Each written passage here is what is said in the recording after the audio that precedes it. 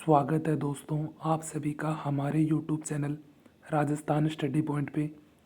तो दोस्तों हमने आरपीएससी ग्रेड सेकंड के लिए फर्स्ट पेपर के सिलेबस के अकॉर्डिंग एक एमसीक्यू सीरीज चलाई थी, जिसकी क्लास आज तीसरी है, जिसमें राजस्थान की जलवायु के महत्वपूर्ण वस्तुनिष्ठ प्रश्नोत्तरी के बारे में चर्चा करेंगे और ऑप्शन के साथ पूरी व्याख्या की जाएगी। मैं आपसे बार बार कह रहा हूँ, यह क्लास आपके लिए काफ़ी फ़ायदेमंद रहेगी, तो इस क्लास से आप ज़्यादा से ज़्यादा जुड़ें और अपने मित्रों के साथ शेयर ज़रूर करें। अब अलग से प्लेलिस्ट बना दी गई है, जिसमें एमसीक्यू सीरीज की 2 वीडियो ऑलरेडी डाल दी गई है और तीसरी वीडियो आज की अपलोड कर दी गई है, तो आप प्लेलिस्ट से जाके देख सकते हैं। और यह क्लास आने वाली भर्ती परीक्षा जैसे रीट, ईओ, आरओ, एलडीसी के लिए भी काफ़ी महत्वपूर्ण रहेगी। तो मैं आपसे एक ही रिक्वेस्ट करता हूँ, ये आप क्लास को ज़रूर देखें और इस वीडियो की पीडीएफ आपको हमारे टेलीग्राम चैनल पर उपलब्ध करवाई जा रही है।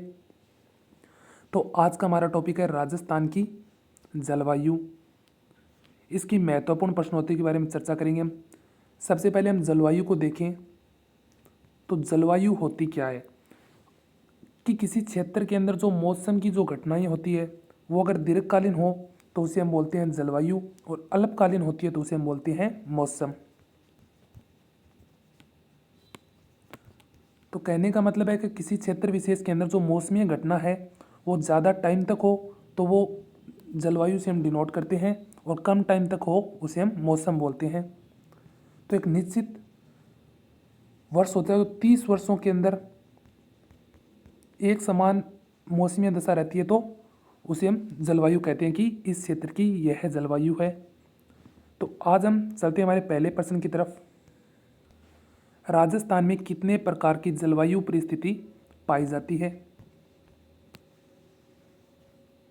तो आप सबको पता है, पूरे भारत देश के अंदर हमारा राजस्थान मात्र एक ऐसा राज्य है जिसके अंदर 5 जलवायु परिस्थिति पाई जाती है। और वो कौन कौन सी है? अगर हम पूरा राजस्थान का मैप देखें तो इस साइड पाया जाता है शुष्क, और इसके बाद आता है अर्धशुष्क, और अरावली वाले बेल्ट के अंदर उपाद्र जलवायु, और यहाँ पे आर्द्र जो दक्षिण पूर्वी जिले हैं, और अति आर्द्र है एक तो हाड़ौती और वागड़ के क्षेत्र के अंदर अति आर्द्र जलवायु पाई जाती है।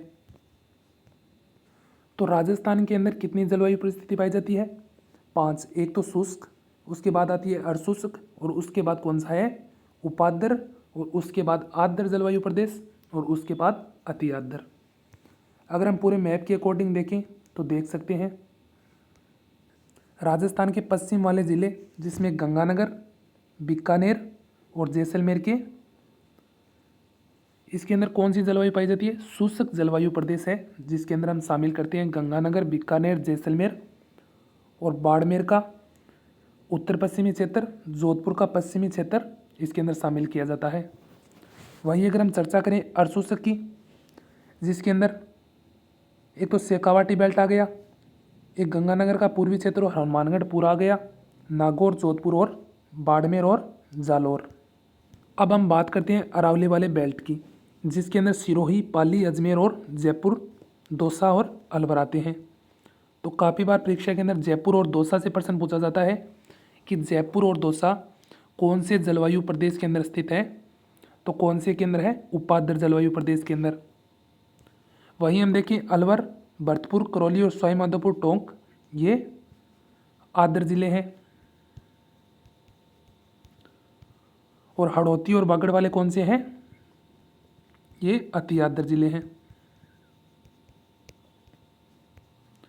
तो उपाद्र ये हो गए अरावली बेल्ट, उसके बाद अर्धशुष्क और उसके बाद शुष्क।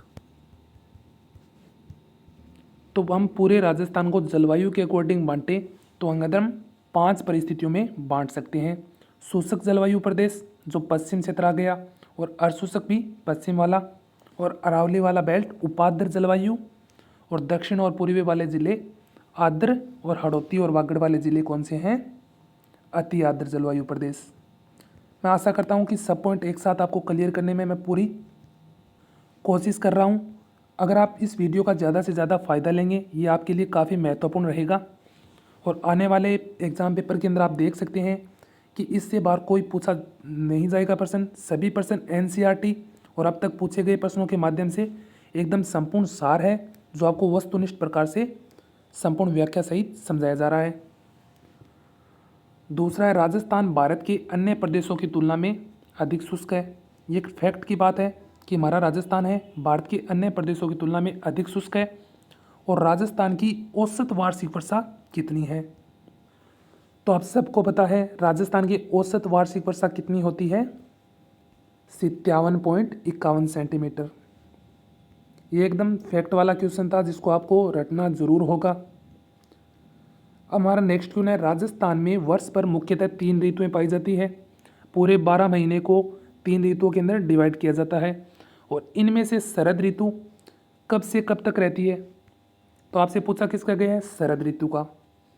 तो आपसे शीत ऋतु का नहीं पूछा गया, आपसे शरद ऋतु का पूछा गया है। तो इसे प्रश्न को पूरे ध्यान से पढ़ें। तो ऑप्शन नंबर डी इसका राइट आंसर होगा। अक्टूबर से मध्य दिसंबर का काल कौन सा होता है? शरद ऋतु का काल। अगर हम ऑप्शन नंबर 1 की बात करें तो मार्च से मध्य जून तक कौन सा काल होता है? ग्रीष्म ऋतु। और वहीं मध्य जून से सितंबर की बात करें तो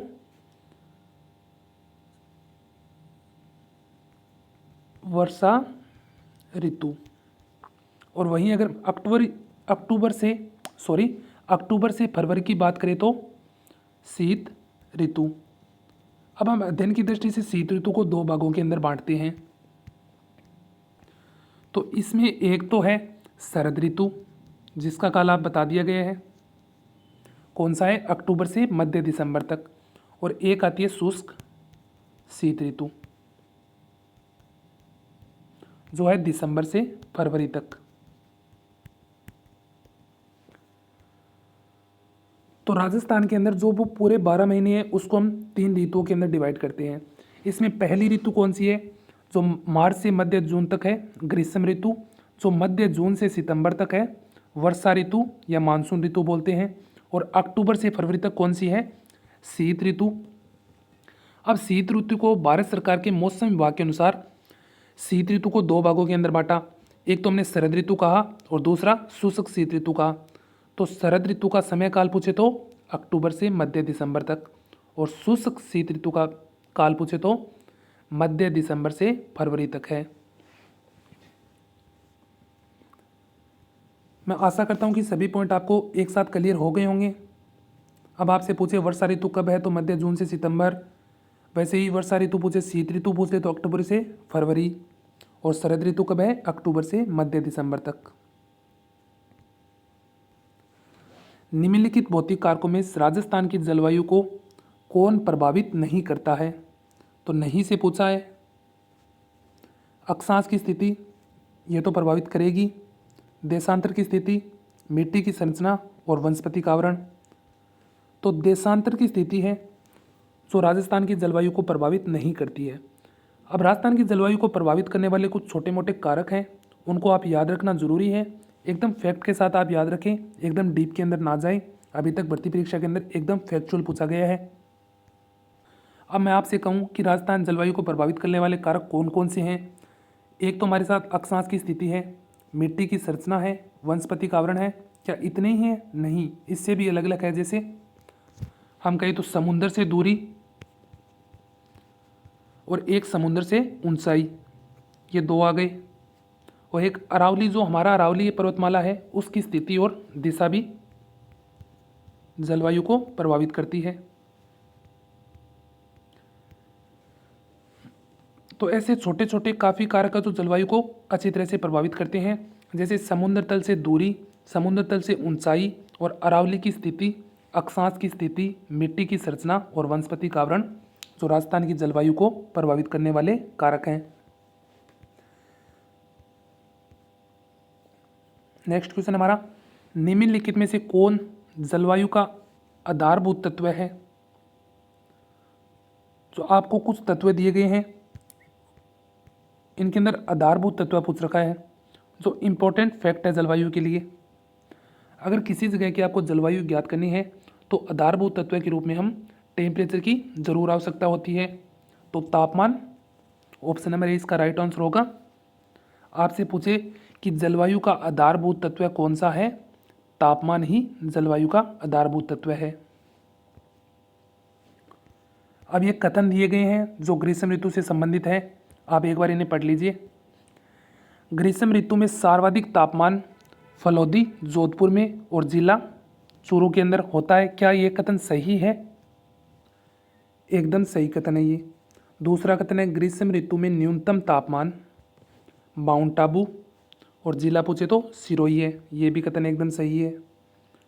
और वहीं तीसरा कथन है राजस्थान में सर्वाधिक तापांतर।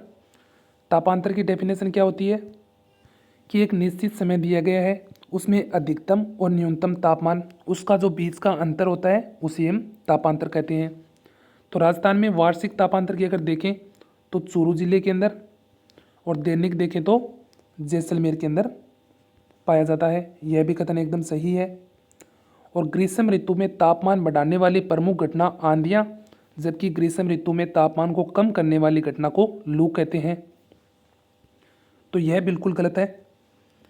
ये अगर उल्टा दिएगा होता तो सही होता एकदम, कि ग्रीष्म ऋतु में तापमान बढ़ाने वाली प्रमुख घटना कौन सी है, लू, और वहीं ग्रीष्म ऋतु में तापमान को कम करने वाली घटना कौन सी है, आंधियाँ। तो 4 पॉइंट दिए गए थे। एक तो था ग्रीष्म ऋतु में सर्वाधिक तापमान कौन सा स्थान है, फलौदी, जो कौन से जिले के अंदर है, जोधपुर के अंदर। और सर्वाधिक तापमान के अंदर जिला पूछे तो कौन सा है, चूरू। और वहीं ग्रीष्म ऋतु के अंदर न्यूनतम तापमान देखें तो माउंट आबू, और जिला पूछे तो सिरोही। ये सबसे ऊंचाई क्षेत्र के अंदर है इसलिए। और राजस्थान में सर्वाधिक तापांतर, तो एक निश्चित समय में अधिकतम और न्यूनतम तापमान के बीच जो अंतर होता है उसे हम तापांतर बोलते हैं। तो वार्षिक के अंदर तो हमारा चूरू जिला आ गया, और दैनिक के अंदर जैसलमेर। और ये ऑप्शन नंबर 4 गलत हो गया, तो इसका राइट आंसर होगा ए बी सी। ये डी लिखा हुआ था, इसे आप सही कर लेना पीडीएफ के अंदर। अब अगर हम बात करें आंधियाँ और लू की, अब अगर हम देखें तो सबसे पहले आंधी को, जो ग्रीष्म ऋतु के अंदर धूल भरी या जो आर्द्र आंधी चलती है, या कहें तो आर्द्र हवा चलती है, उसे हम बोलते हैं आंधी। इसे चलने का कारण क्या है, जो भी तापमान है उस तापमान का ऊर्ध्वाधर संचरण होता है, इसलिए जो हवा चलती है तापमान की ऊर्ध्वाधर संचरण के कारण। तो ग्रीष्म ऋतु में धूल भरी या आर्द्र जो हवा चलती है उसे हम आंधियाँ बोलते हैं। और इनका कारण क्या है कि जो तापमान है उसका संचरण होता होगा, वो कौन सा, ऊर्ध्वाधर संचरण होगा। और आपसे जिला पूछे कि राजस्थान के अंदर कौन से जिले के अंदर सबसे ज़्यादा आंधियाँ देखने को मिलती है, तो हमारा उत्तरी जिला गंगानगर, जिसमें 27 दिन तक एक साथ आंधियाँ चलती रहती है। और वहीं अगर हम लू की बात करें, जो आर्द्र थी वो एक गर्म हवा होगी इसके अंदर। और इनों का कारण पूछे तो जो तापमान है उसका क्या होगा, क्षैतिज संचरण। ऊर्ध्वाधर संचरण हो तो आंधियाँ चलेगी, और क्षैतिज संचरण होगा तो क्या चलेगी, लू। और राजस्थान के अंदर लू से प्रभावित राजस्थान का पश्चिम क्षेत्र है, और जिला पूछे तो हमारा बाड़मेर। तो ये ग्रीष्म ऋतु से संबंधित सभी पॉइंट थे जो आपको एक साथ क्लियर कर दिए गए हैं। एक तो ग्रीष्म ऋतु में सर्वाधिक तापमान, स्थान पूछे तो फलौदी और जिला पूछे तो चूरू। और न्यूनतम तापमान की बात करें तो माउंट आबू और सिरोही। और सर्वाधिक तापांतर में वार्षिक तो हमारा चूरू जिला और दैनिक के अंदर जैसलमेर। और ग्रीष्म ऋतु में तापमान बढ़ाने वाली प्रमुख घटना कौन सी है, लू, और तापमान कम करने वाली आंधियाँ। हमारा नेक्स्ट क्वेश्चन है राजस्थान में मानसून आगमन की तिथि क्या है। आप सब जानते हैं राजस्थान में मानसून की प्रकृति क्या है कि देरी से आना और समय से पहले जाना। तो इसमें आने की डेट पूछी है, तो आने की डेट कौन सी है, राजस्थान के अंदर 25 जून को मानसून का आगमन होता है। तो 1 जून को क्या होता है, 1 जून को पूरे भारतवर्ष के अंदर मानसून का आगमन होता है, जो कहाँ से होता है, केरल से मालाबार तट से पूरे भारत के अंदर मानसून का आगमन। वहीं राजस्थान से स्थान पूछे तो कहाँ से, डूंगरपुर और बांसवाड़ा। और 31 अक्टूबर को क्या होता है, पूरे भारत से मानसून का निर्वातन, जहाँ से मानसून लौट गया। और 30 सितंबर राजस्थान में मानसून का लौटना। तो आपको पता चल गया होगा, एक तो हमारा देरी से आया है मानसून और समय से पहले ही चला गया। तो 25 जून और 30 सितंबर, तो 25 जून को मानसून आने की टाइम है और 30 सितंबर को राजस्थान से मानसून जाने का समय है। और पूरे भारत भर के अंदर 1 जून और 31 अक्टूबर है। ये सभी फैक्चुअल पॉइंट है, आप इन्हें ज़रूर याद रखें। मैं आपको बार बार बोल रहा हूँ, इन्हीं पॉइंटों से प्रश्न पूछे जाने की पूरी संभावना रहेगी। हमारा नेक्स्ट क्वेश्चन है, राजस्थान के किस भाग की ओर वर्षा लगातार कम होती जाती है।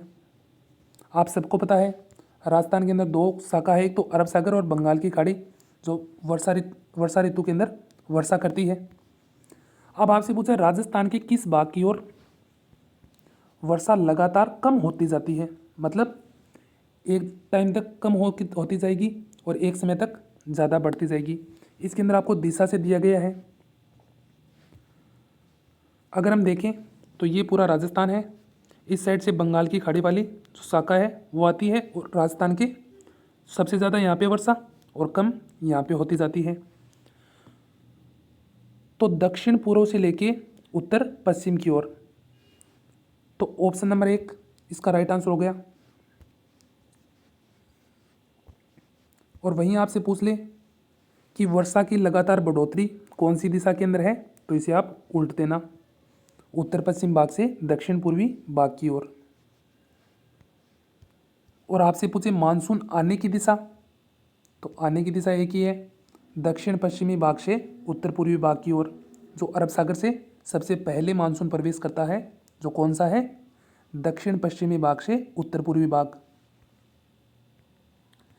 ये 3 ऑप्शन थे, तीनों आपको अच्छे से समझा दिए गए हैं। दक्षिण पूर्वी भाग से उत्तर पश्चिम की ओर जाए तो वर्षा की मात्रा में कमी होती मिलेगी, और अगर हम वापस आए उत्तर पूर्व से दक्षिण पश्चिम की ओर, वहाँ वर्षा की मात्रा बढ़ती भी मिलेगी।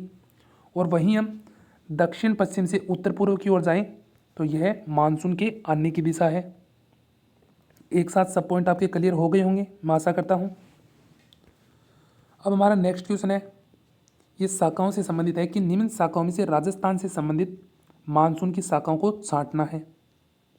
सबसे पहले मैं इसके उत्तर की बात करूं तो ऑप्शन नंबर 3 इसका राइट आंसर है। हिमाचल की शाखा और उत्तर विशाल मैदान की शाखा किससे संबंधित है, राजस्थान से। अब अगर हम देखें एक बार डायग्राम के साथ कि यहाँ से मानसून की 2 शाखा निकलती है, एक तो अरब सागर और एक बंगाल की खाड़ी वाली शाखा। अब अरब सागर से 3 छोटी छोटी शाखाएं होती है, एक तो होती है पश्चिमी घाट की, तो आप देख सकते हैं कि इस साइड तो अरब सागर की शाखा और इस साइड बंगाल की खाड़ी वाली शाखा आपके साथ एक साथ क्लियर कर दी गई है। अब अरब सागर की 3 शाखा, एक तो पश्चिम घाट की शाखा, दूसरी है छोटा नागपुर की शाखा और एक है हिमाचल की शाखा। वहीं बंगाल की खाड़ी से 2 शाखाएं हैं, एक तो उत्तरी विशाल मैदान की शाखा और एक पूर्वी हिमालय की शाखा। अब राजस्थान से संबंधित पूछे तो कौन सी है, एक तो हिमाचल की शाखा है और एक उत्तरी विशाल मैदान की शाखा। ये दोनों किससे संबंधित है, राजस्थान से। तो मानसून की कितनी शाखा है, 2 है, अरब और बंगाल की खाड़ी की शाखा।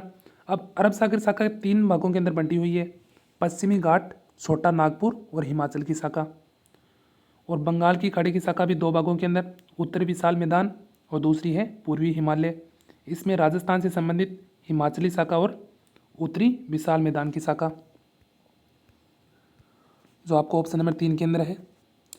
वहीं पश्चिम घाट शाखा, छोटा नागपुर शाखा, ये किसकी शाखा है, अरब सागर की शाखा है। और एक और पूछे तो कौन सी है, हिमाचल की शाखा। और वहीं पूर्वी हिमालय शाखा, उत्तर विशाल मैदान शाखा, ये पठार नयों के मैदान होता, ये किसकी होती, बंगाल की खाड़ी की शाखा होती। अब हमारा नेक्स्ट क्वेश्चन है, पूर्वाई से क्या तात्पर्य है। तो आप एक बार ऑप्शन पढ़िए और अपने हिसाब से एक बार इसका आंसर दीजिए, मैं फिर बताता हूँ आपको। तो पूर्वाई से तात्पर्य क्या है कि बंगाल की खाड़ी की ओर से आने वाली पूर्वी मानसून जो हवा होती है उसे हम बोलते हैं पूर्वाई। तो इसका right answer option number A है। आप कमेंट करके अंदर ज़रूर बताइए कि इसके अंदर आपने क्या ऑप्शन चूज किया था। और वहीं यहाँ पे अगर पूर्वी दिशा लिखा होता तो भी सही होता कि पूर्वी दिशा में राजस्थान में चलने वाली हवा को पूर्वाई कहते हैं, ये भी सही होता। और यहाँ पे एकदम एक्यूरेट आंसर पूछे तो बंगाल की खाड़ी की ओर से आने वाली पूर्वी मानसून हवा को हम बोलते हैं पूर्वाई। तो एकदम फैक्चुअल क्वेश्चन था। इसका राइट आंसर मैं आशा करता हूँ सब बच्चों ने दिया होगा। ये निम्न कथनों पर विचार करना है जो मानसून से संबंधित है। मानसून का सर्वाधिक प्रभाव जिला पूछे तो झालावाड़ और स्थान पूछे तो माउंट आबू, एकदम सही बात है। मानसून का न्यूनतम प्रभाव जिला पूछे तो जैसलमेर और स्थान सम है, ये भी एकदम सही बात है। राजस्थान में सर्वाधिक आर्द्र जिला है ये आर्द्र जिला, तो आर्द्र जिला कौन सा है? झालावाड़, ये भी एकदम सही है। बंगाल की खाड़ी से आने वाली मानसून की शाखा राजस्थान में अधिक वर्षा करती है। हाँ, अरब सागर की अपेक्षा देखें तो बंगाल की खाड़ी से आने वाली मानसून की शाखा राजस्थान के अंदर अधिक वर्षा करती है। तो इसके चारों ऑप्शन एकदम सही है। तो ऑप्शन नंबर डी एकदम इसका राइट आंसर होगा। अब मैं ये मानसून वर्षा वाला आपको समझा देता हूँ। ये हमारा राजस्थान है।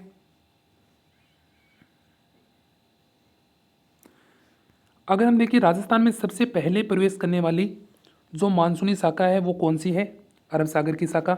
जो कौन सी है? हिमाचली शाखा का भाग है। ये राजस्थान में सबसे पहले प्रवेश करती है, किंतु यह राजस्थान में अधिक वर्षा नहीं करती। इसका कारण क्यों है? क्योंकि इस क्षेत्र के अंदर अरावली होने के कारण इसके समांतर ये गुजर जाती है। और वहीं राजस्थान में सर्वाधिक वर्षा कौन सी शाखा करती है? बंगाल की खाड़ी से आने वाली शाखा।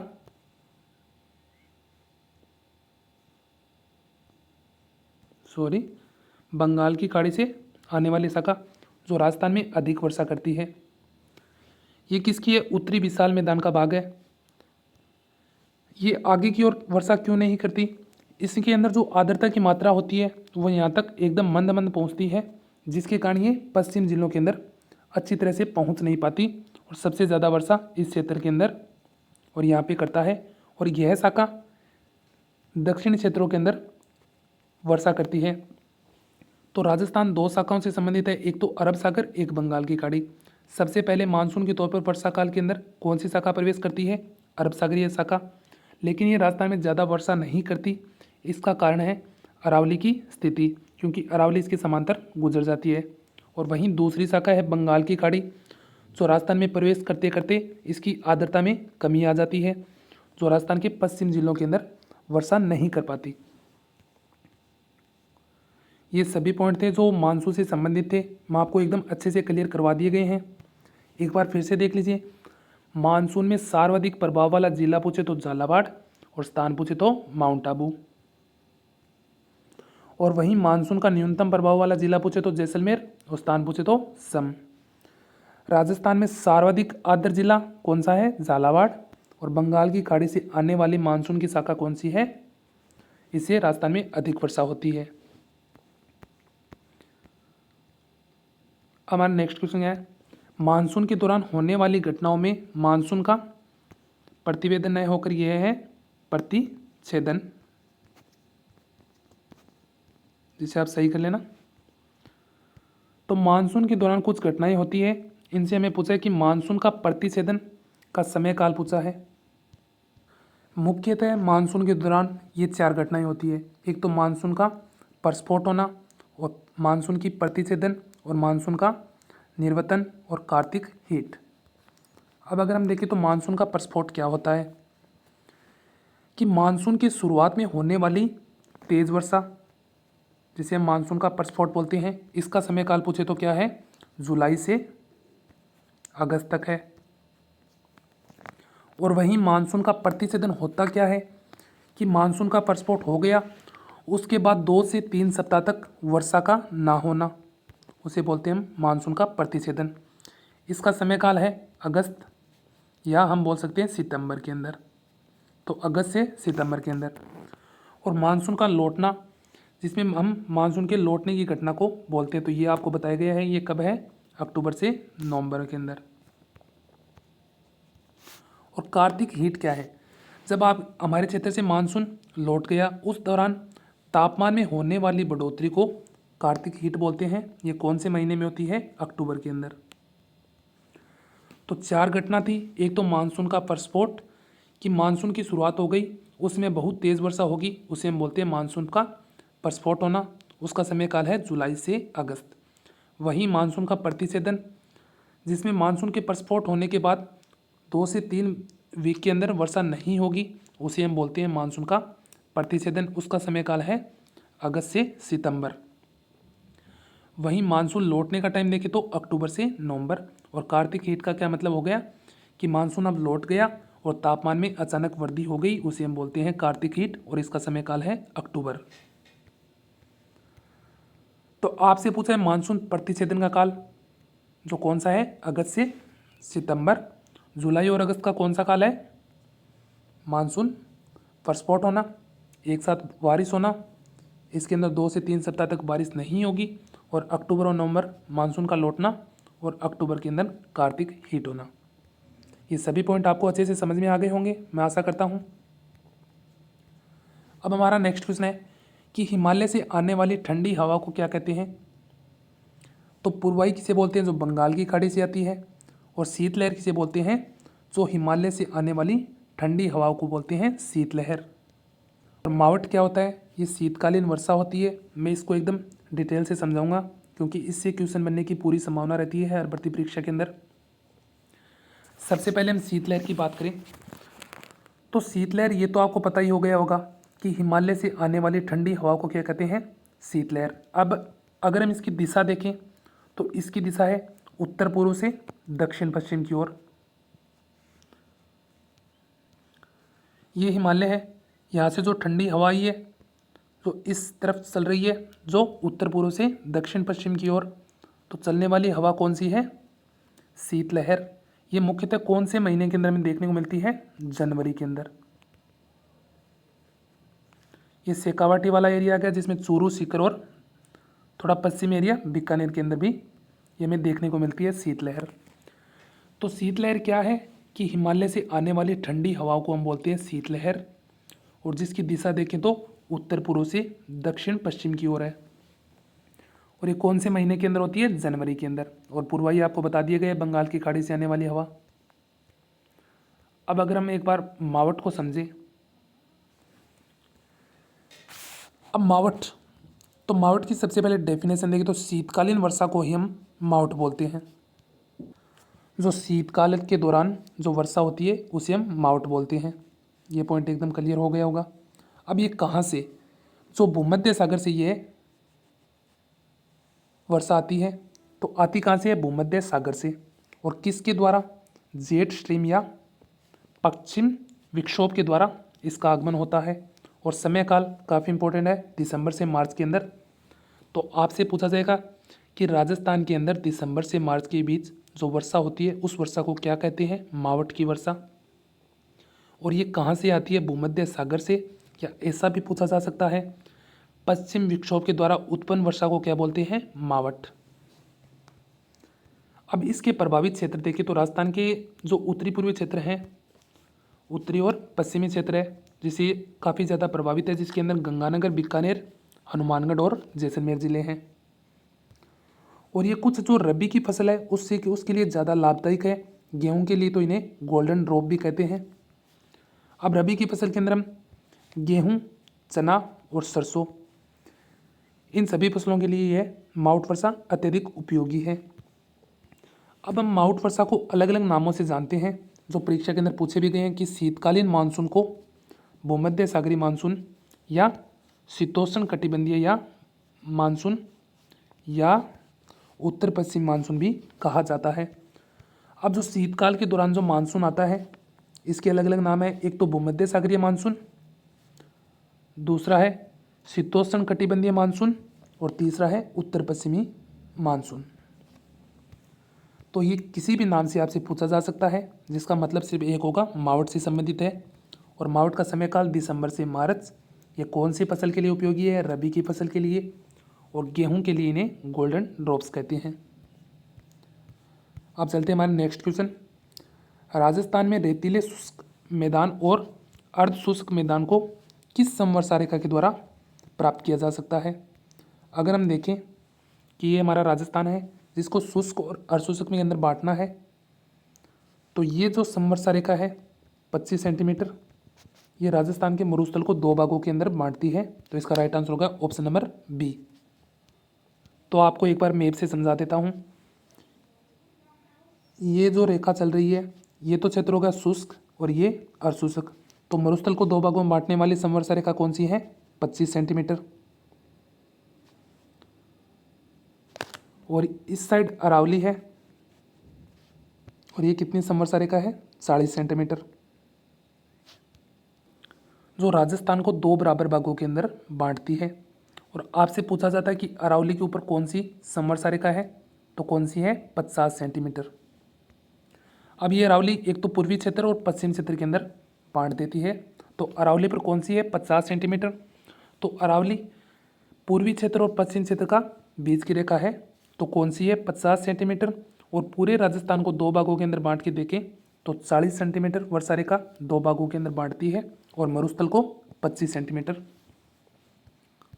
इसका स्क्रीनशॉट ले सकते हैं आप। हमारा नेक्स्ट क्वेश्चन है, राजस्थान सरकार ने वायु की गुणवत्ता सूचकांक के बारे में जानकारी साझा करने के लिए एक ऐप जिसका नाम है राजवायु लॉन्च किया है। और यह किन किन जिलों में गुणवत्ता की जांच करता है? तो ये काफ़ी इंपॉर्टेंट क्वेश्चन बन सकता है और पूछा भी गया है। पहले इसकी ऐप का नाम पूछा गया था, ऐप का नाम तो था राजवायु। ये किन किन जिलों के लिए चलाया गया है? जयपुर, जोधपुर और उदयपुर। काफ़ी इंपॉर्टेंट है, परीक्षा की दृष्टि से यह क्वेश्चन आप ज़रूर याद कर लेना। एकदम फैक्ट वाला क्वेश्चन है जो करंट के साथ उठा कर पूछा जा सकता है।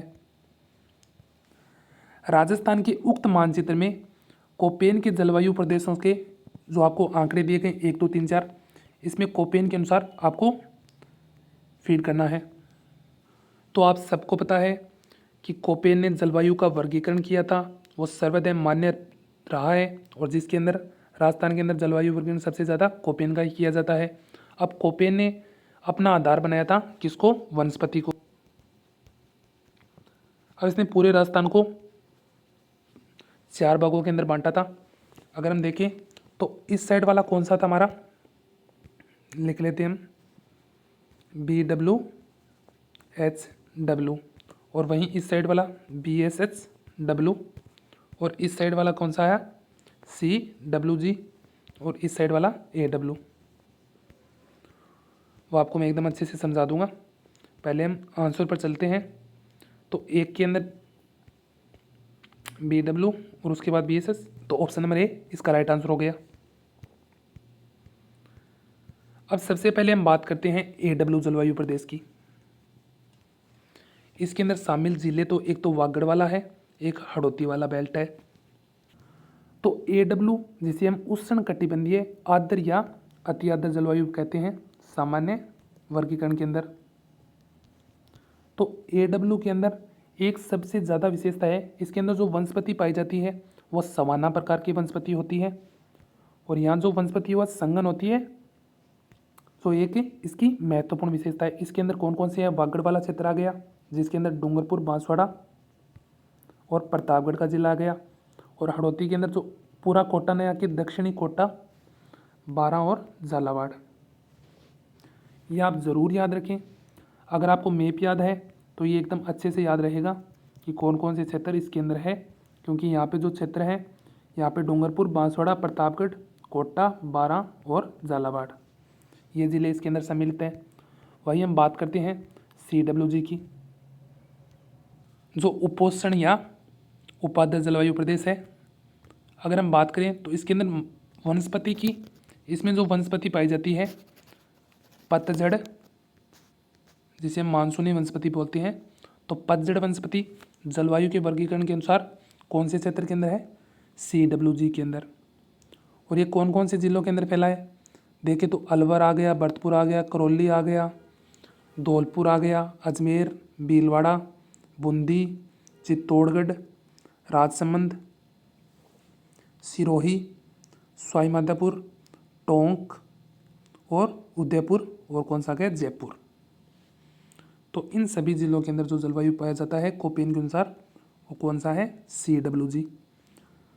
तो आपको मैप याद होगा तो आपको ज़्यादा तकलीफ नहीं होगी, क्योंकि आपको एक ये और ये बेल्ट आ गया, जिसमें इसके अंदर एक तो वागड़ वाला, एक हड़ौती वाले ज़िले, ये दक्षिण पूर्वी वाले ज़िले आपको पता होने चाहिए। अब बीच वाला बेल्ट है जो BSSWC है, जो अर्धशुष्क या स्टेपी प्रकार की जलवायु। अब यहाँ पे हम वनस्पति देखें तो कौन सी वनस्पति मिलेगी, स्टेपी, जो छोटी छोटी झाड़ियाँ होती है स्टेपी प्रकार की वनस्पति मिलेगी, जिसे हम छोटे जो घास के मैदान होते हैं एकदम छोटे छोटे, उन्हें हम बोलते हैं। और इसका विस्तार देखें तो एक साइड तो घग्गर बेसिन आ गया, इस साइड लूणी बेसिन आ गया, और इस साइड नागौर या शेखावाटी बेसिन के अंदर इसका संपूर्ण विस्तार है। और इसकी एक महत्वपूर्ण बात है, आपको मैप के अंदर भी दिख गया होगा कि ये कोपेन के अनुसार राजस्थान का सबसे बड़ा जलवायु प्रदेश था। तो कौन सा था, BSHW, जो कोपेन के अनुसार सर्वाधिक बड़ा जलवायु प्रदेश था। अब बात करते हैं हम BWHW की, जो शुष्क मरुस्थलीय जिलों के अंदर पाया जाता है। यहाँ वनस्पति देखने को मिलती है जो कंटीली वनस्पति होती है, ये तो आप सबको पता होगा। और ये कहाँ पाया जाता है, एक तो जैसलमेर आ गया, बीकानेर आ गया, गंगानगर के अंदर। इन जिलों के अंदर यह BSHW प्रकार की जलवायु के अंदर बांटा है कोपेन के अनुसार। और वर्षा के अकॉर्डिंग भी ये न्यूनतम वर्षा वाला जिला है। अब अगर हम कहें तो कोपेन के अनुसार सबसे निम्नतम वर्षा कौन से जलवायु खंड के अंदर होती है, तो BWHW। और सबसे बड़ा पूछे तो BSHW, और वागड़ क्षेत्र के अंदर कौन सा है, AW, और बचा हुआ CWG। और कोपेन के अनुसार जो जलवायु का वर्गीकरण किया था उसका आधार क्या था, वनस्पति। तो इसका राइट आंसर हमने भर दिया था। ये आपको मैप समझ में आ गया होगा कि ये जलवायु प्रदेश है BWHW है, जिसके अंदर जैसलमेर, बीकानेर और गंगानगर के क्षेत्र आ गए। 0 से 25 सेंटीमीटर तक संपूर्ण वर्षा होती है। वहीं BWHW सबसे बड़ा जलवायु प्रदेश है, जब 25 से 50 सेंटीमीटर वर्षा है, इसके अंदर ये जिले आ गए। और CW जलवायु प्रदेश जो अलवर, भरतपुर, जो दक्षिण पूर्वी वाले ज़िले हैं, इसके अंदर वर्षा की मात्रा 50 से 80 सेंटीमीटर। और ये AW जलवायु आ गया, अति आर्द्र वाला, जिसके अंदर डूंगरपुर, बांसवाड़ा, प्रतापगढ़, कोटा का दक्षिणी क्षेत्र, 12 और झालावाड़, जो 80 सेंटीमीटर से अधिक वर्षा होती है। इस मैप का आप स्क्रीनशॉट ले लेना। अब हम चलते हैं हमारे नेक्स्ट क्वेश्चन, ये टिवार्था से है। तो टिवार्था ने जलवायु का वर्गीकरण किस आधार पर किया था, तो इसकी एकदम एक आसान सी ट्रिक है, टिप टिप बरसा पानी। ये आपने गाना तो सुन रखा होगा। तो इसका आधार क्या था, बरसा पानी, जो कहाँ से, वर्षा से, तो इसका आधार था वर्षा। तो ऑप्शन नंबर ए इसका राइट आंसर हो गया। और वहीं कोपेन का क्या था, उसका था वनस्पति। और थॉर्नवेट का क्या है, जिसने जलवायु में तापमान, वाष्पीकरण और वर्षा को आधार माना है। तो टिवार्थ का तो आपको याद करने में कोई दिक्कत भी नहीं हो गई। तो आपने गाना सुन रखा है कि टिप टिप बरसा पानी, तो वर्षा कहाँ से, वर्षा से, तो टिवार्थ से वर्षा ने अपना आधार बनाया था। अब ये थॉर्नवेट के अनुसार हमें फिल करने हैं ये 1, 2 और 3। सबसे पहले अगर हम बात करें तो फर्स्ट के अंदर कौन आएगा, यहाँ आएगा CAW, जो वागड़ और हड़ौती जिलों के अंदर है, इस साइड वाले जिले आ गए। और सबसे बड़ा 2 नंबर वाला है जो कौन सा है, DAW। 3 नंबर वाला ऊपरी ऊपर कौन से हैं, जिसमें गंगानगर, हनुमानगढ़, बीकानेर का पूर्वी क्षेत्र, चूरू और झुंझुनू जिले हैं, जो DBW। और इस साइड पश्चिम के अंदर EBD। तो आप देख सकते हैं, तो 1 नंबर पे कौन सा है, CAW, 2 नंबर पे है DAW और 3 नंबर पे है DBW। तो ऑप्शन नंबर 2 इसका राइट आंसर होगा। अब अगर हम बात करें थनमेट के अनुसार, थनमेट ने सबसे पहले अपने जलवायु का आधार बनाया था, तापमान, वाष्पीकरण और वर्षा को अपना आधार बनाया था। तो अगर मैप का आपको याद है तो आपको ज़्यादा दिक्कत नहीं होगी। तो आपसे पूछा जाएगा कि थॉर्नमेट के अनुसार CAW जलवायु प्रदेश कौन से जिलों के अंदर है। एक तो वागड़ वाले, डूंगरपुर, बांसवाड़ा और प्रतापगढ़, और कोटा, बारां और झालावाड़। और DAW सबसे बड़ा जलवायु प्रदेश है थॉर्नमेट के अनुसार। और इसके अंदर कौन कौन से इस साइड वाले आगे, अलवर, भरतपुर वाले, चित्तौड़गढ़, ये सब जिले आ गए इसके अंदर। और DBW के अंदर कौन कौन है ये आपको बता दिया गया, गंगानगर आ गया, हनुमानगढ़ आ गया, जिसके अंदर बीकानेर, चूरू और झुंझुनू आ गया। और इस साइड के पश्चिमी जिले हैं, जैसलमेर, बाड़मेर आ गया, पश्चिमी जोधपुर आ गया, दक्षिणी बीकानेर आ गया। ये तो एकदम आसान है, बस आपको मैप के अकॉर्डिंग फिल करना होता है।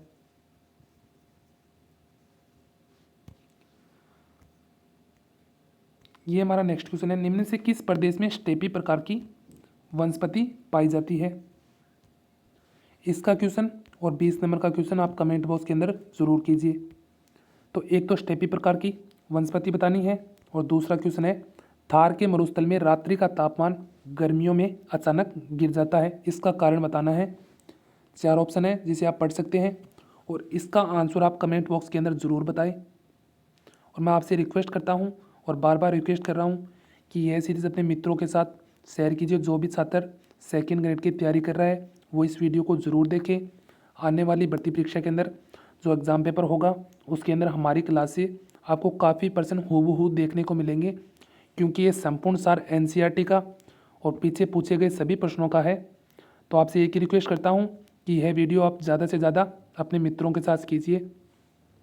अगर आपको वीडियो अच्छा लगा है तो वीडियो को लाइक और हमारे चैनल को सब्सक्राइब जरूर कीजिए। और इस वीडियो की PDF आपको हमारे टेलीग्राम चैनल पर उपलब्ध करवा दी जाएगी। धन्यवाद।